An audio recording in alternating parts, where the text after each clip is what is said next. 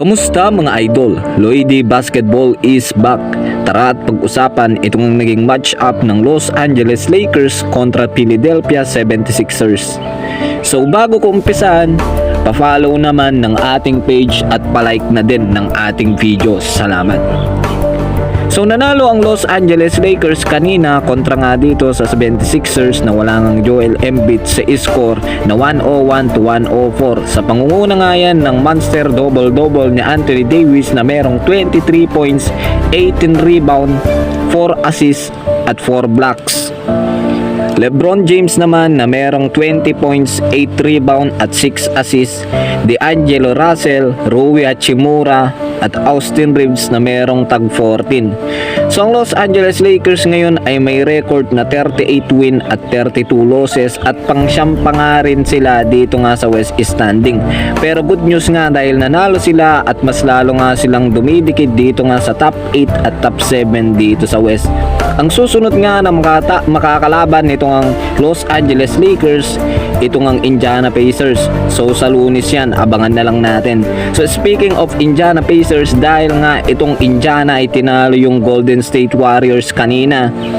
At dun nga dito mas lalong dumikit itong ang koponan ng Houston Rockets.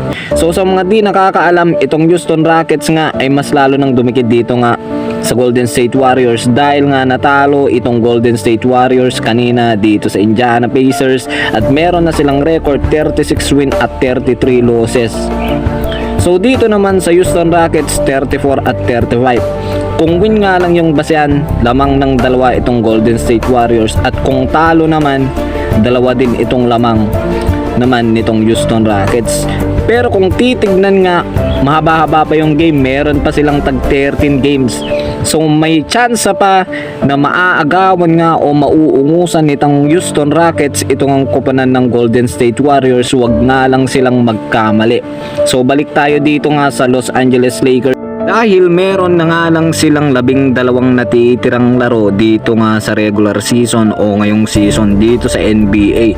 At ang susunod nga na makakalaban nitong Los Angeles Lakers, itong ang Indiana Pacers.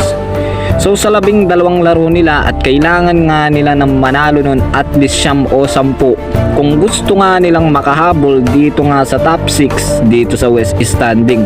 So may chance pa kung makukuha nila yan. Pero nga kung at least 8 win o 7, pwede pa nga sa top 7 o top 8. Pero depende nga yan sa kakalabasan ng mga nasa top seed.